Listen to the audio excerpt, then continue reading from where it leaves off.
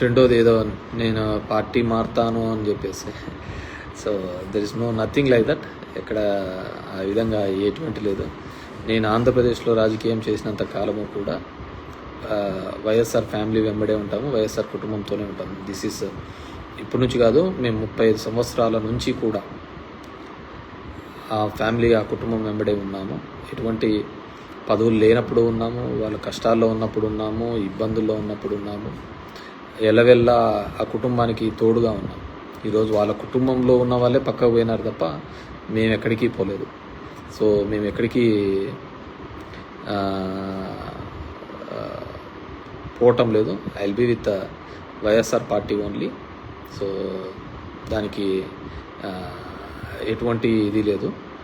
So మనకు చేతనైనంత వరకు కూడా వైఎస్ఆర్ కుటుంబానికి తోడుగా అండగా నిలబడాలనేది మన ఆలోచన.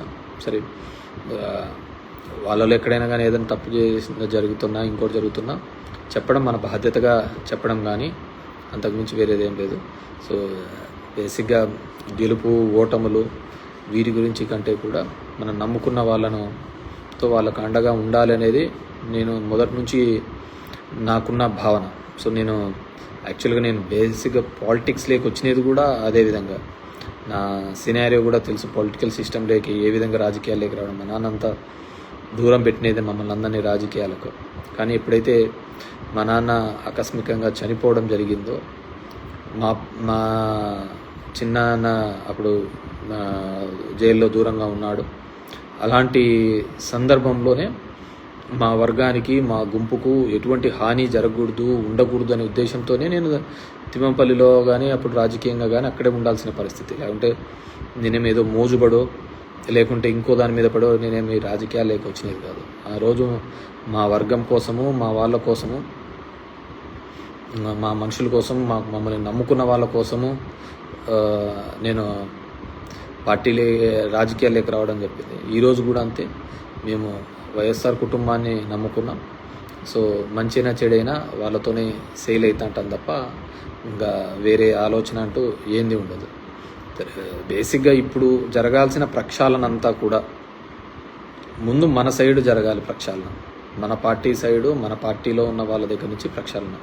ఎందుకంటే తిన్నింటి వాసాలు లెక్కబెట్టే దరిద్రమే ఎక్కువగా ఉంది.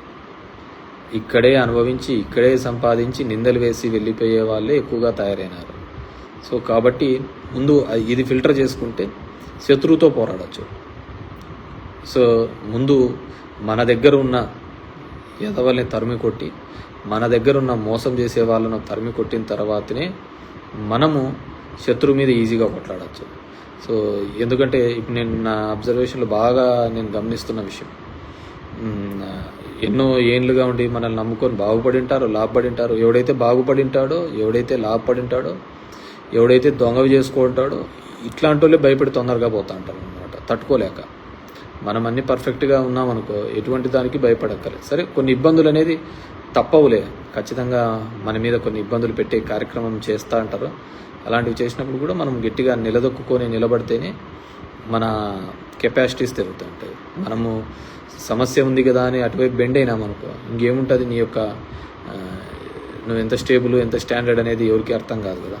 సో నేను మొదటి నుంచి అంతే, మనం ఎప్పుడైతే క్లిష్టమైన పరిస్థితులలో ఉన్నామో అట్ దట్ టైమే మనము ఖచ్చితంగా టఫ్గా నిలబడాలి. మనం నమ్ముకున్న వాళ్ళ కోసం నిలబడాలి. మన నమ్మిన సిద్ధాంతం కోసం నిలబడాలి.